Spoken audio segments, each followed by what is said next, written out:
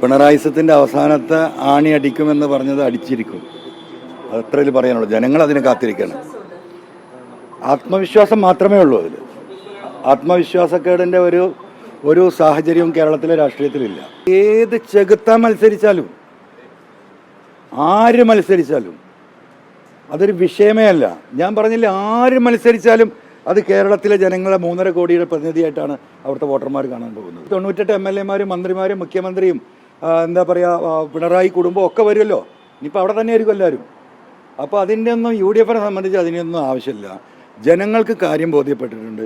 ഏറ്റവും അവസാനമായിട്ട് ഇപ്പോൾ ഈ ഹൈവേയുമായി ബന്ധപ്പെട്ട വിഷയങ്ങൾ, അതായത് ഇവർ നടത്തുന്ന, നിങ്ങളൊന്ന് ആലോചിച്ച് നോക്കൂ, ഇത്ര വലിയൊരു ദുരന്തം കേരളത്തിലുണ്ടായിട്ട് അതിൻ്റെ PWD മന്ത്രിയുടെ ധാർമ്മിക ഉത്തരവാദിത്തമാണ് ആ സ്ഥലം സന്ദർശിച്ച് അവിടുത്തെ ജനങ്ങളുമായി സംസാരിക്കാൻ.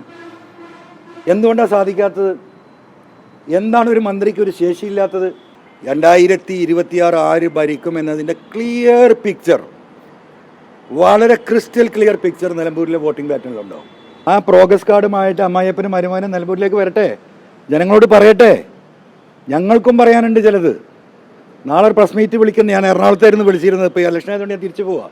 നാളെ മലപ്പുറത്ത് രാവിലെ 9 മണിക്ക് പ്രസ് മീറ്റ് നടത്തുന്നുണ്ട്. കുറച്ച് രേഖകൾ കൂടി നിങ്ങൾക്ക് തരാനുണ്ട്.